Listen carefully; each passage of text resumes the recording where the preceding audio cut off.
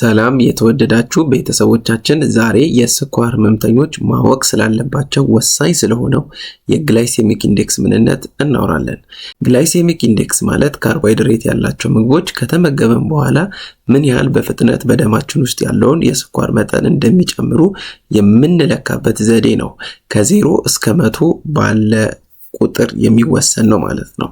ግላይሴሚክ ኢንዴክስ በሁለት አይነት ሲከፈል ከፍተኛ ግላይሴሚክ ኢንዴክስ ያላቸው ምግቦችና ዝቅተኛ ግላይሴሚክ ኢንዴክስ ያላቸው ምግቦች በመባል ይከፈላል። ከፍተኛ ግላይሴሚክ ኢንዴክስ ያላቸው ምግቦች የምንላቸው 70 እና ከዚያ በላይ ሲሆን ነው። እነዚህ ምግቦች በፍጥነት ተፈጭተው ወደ ደም ስለሚቀላቀሉ የስኳር መጠንን በከፍተኛ ሁኔታ እንዲጨምር ያደርጋሉ። ለምሳሌ ነጭ ዳቦ፣ ነጭ ሩዝ፣ ጣፋጭ ምግቦችና ሐብሐብ የመሳሰሉት ይጠቀሳሉ። ዝቅተኛ ግላይሴሚክ ኢንዴክስ ያላቸው የምንላቸው ደግሞ ከ55 በታች ሲሆን ነው። እነዚህ ምግቦች በዝግታ ስለሚፈጩ የስኳር መጠንን ቀስ ብሎና በተመጣጣኝ ሁኔታ እንዲጨምር ያደርጋሉ። ለምሳሌ እንደ አጃ፣ ባቄላ፣ ምስር፣ አትክልቶችና ፍራፍሬዎች እዚህ ውስጥ ይጠቀሳሉ።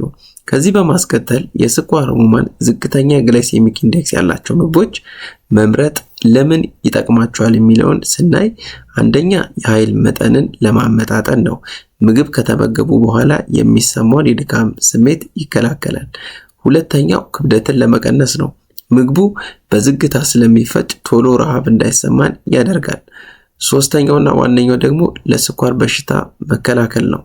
በደም ውስጥ ያለው የስኳር መጠን ለመቆጣጠርና የኢንሱሊን ስራ ለማቀላጠፍ ይረዳል። ከዚህ በማስከተል የተወሰኑ ከፍተኛ ግላይሴሚክ ኢንዴክስ ያላቸው ምግቦችና ዝቅተኛ ግላይሴሚክ ኢንዴክስ ያላቸው ምግቦች ከተለያዩ የምግብ ቡድኖች እንመልከት። ዝቅተኛ ግላይሴሚክ ኢንዴክስ ያላቸው ፍራፍሬዎች እንግዲህ እንደ አፕል፣ እንጆሪ፣ አቮካዶ፣ ብሉቤሪ ይጠቀሳሉ። ከፍተኛ ግላይሴሚክ ኢንዴክስ ያላቸው ፍራፍሬዎች ደግሞ እንደ ሐብሐብ፣ ዘቢብ፣ የበሰለ ሙዝ ያሉ፣ እንዲሁም ዝቅተኛ ግላይሴሚክ ኢንዴክስ ያላቸው አትክልቶች እንደ ቆስጣ፣ የሀበሻ ጎመን፣ ብሮኮሊ፣ ኩከምበር፣ ዝኩኒ የመሳሰሉት ሲጠቀሱ እንደ ምስር፣ ባቄላ፣ ሽምብራ የመሳሰሉት ደግሞ ከጥራጥሬዎች ይመከራሉ ማለት ነው።